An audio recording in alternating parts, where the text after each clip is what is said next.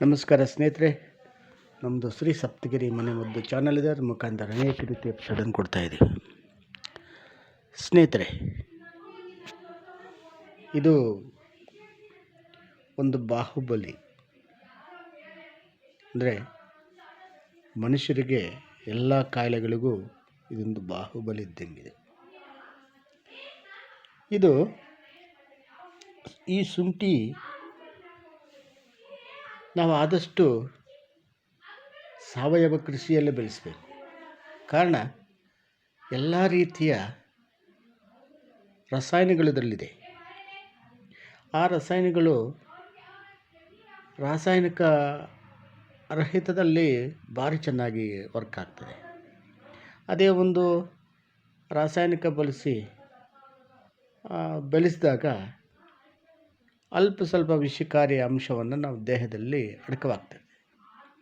ಯಾವಾಗ ರಕ್ತದಲ್ಲಿ ಅಕ್ಯುಮುಲೇಟ್ ಆಗ್ತದೋ ಅದು ಸ್ವಲ್ಪ ತೊಂದರೆ ಆಗುತ್ತೆ.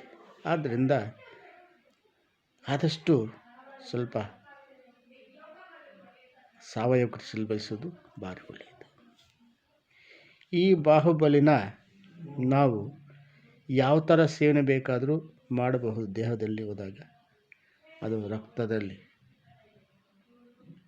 ಅಕ್ಯುಮುಲೇಟ್ ಆಗಿ ನಮಗೆ ನಾನಾ ರೀತಿ, ಎಷ್ಟೋ ಜನ IBS ಅಂತಾರೆ, ಎಷ್ಟೋ ಜನ ಜೀರ್ಣಕ್ರಿಯೆ ಅಂತಾರೆ, ಎಷ್ಟೋ ಜನ ನನಗೆ ಎಲ್ಲ ಕಾಯಿಲೆಗಳು ಅಂತಾರೆ. ಅದೇ ಸರ್ವ ರೋಗಕ್ಕೂ ಶುಂಠಿ ಒಂದು ಔಷಧಿ ಆಗುತ್ತೆ. ಈ ಒಂದು ಶುಂಠಿನ ನಾವು ಪ್ರತಿನಿತ್ಯ ಸ್ವಲ್ಪ ಸ್ವಲ್ಪ ಯಾವುದೋ ಮುಖಾಂತರ ಸೇವನೆ ಮಾಡ್ತಾ ಬಂದರೆ, ರಸಂದಲ್ಲೋ ಸಾಂಬಾರಲ್ಲೋ ಅಥವಾ ಯಾವುದ್ರಲ್ಲೊಂದು ಸೇವನೆ ಮಾಡ್ತಾ ಬಂದರೆ ನಮಗಷ್ಟು ಔಷಧಿಯುಕ್ತಾಗಿ ನಮಗೆ ಇದು ಮಾರ್ಪಾಟಾಗುತ್ತೆ.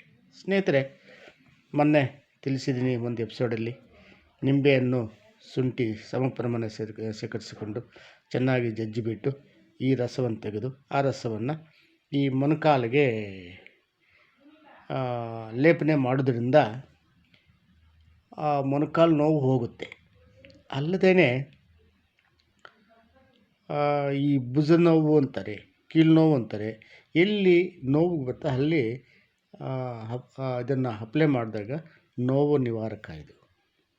ಸ್ನೇಹಿತರೆ, ಅದೊಂದೇ ಅಲ್ಲ, ಈ ಶುಂಠಿ ನಾನಾ ರೀತಿ ನಮಗೆ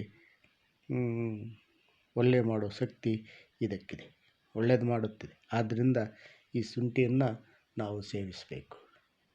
ಮತ್ತು ಈ ಕಾಂಬಿನೇಷನ್, ಈ ಒಂದು ನಿಂಬೆ ರಸ, ಶುಂಠಿ ರಸ, ಇದನ್ನು ಒಂದು ಗ್ಲಾಸು ಉಗುರು ಬೆಚ್ಚ ನೀರಿನಲ್ಲಿ ಹಾಕಿ ಕಲಸಿ ಸೇವನೆ ಮಾಡೋದ್ರಿಂದ ಅದಿನ್ನೂ ನಮಗೆ ಎಷ್ಟೋ ಪರಿಣಾಮಕಾರಿಯಾಗುತ್ತೆ. ಅಂದರೆ ನಮ್ಮ ಒಂದು ಕರಳಲ್ಲಿ ಏನಾದರೂ ಕಶ್ಮಲ ಇದ್ದರೆ ಅಥವಾ ಕರಳಲ್ಲಿ ಯಾವ ರೀತಿಯ ಕಾಯಿಲೆಗಳಿದ್ದು ಸಹ ಅದು ನಿವಾರಣೆ ಮಾಡೋ ಶಕ್ತಿ ಈ ಶುಂಠಿಗಿದೆ. ಈ ಶುಂಠಿಯನ್ನು ಸೇವಿಸೋದ್ರಿಂದ ನಮಗೆ ಯಾವುದೇ ತೊಂದರೆ ಇಲ್ಲ. ಪ್ರತಿಯೊಬ್ಬರು ಇದನ್ನು ನೋಡಿ, ಲೈಕ್ ಮಾಡಿ, ಶೇರ್ ಮಾಡಿ, ಸಬ್ಸ್ಕ್ರೈಬ್ ಮಾಡಿ, ಎಲ್ರಿಗೂ ಮುಟ್ಟಲಿ, ಎಲ್ಲರೂ ನೋಡಲಿ, ಪ್ರತಿಯೊಬ್ಬರಿಗೂ ಶೇರ್ ಮಾಡಿ. ನಮಸ್ಕಾರ ಸ್ನೇಹಿತರೆ.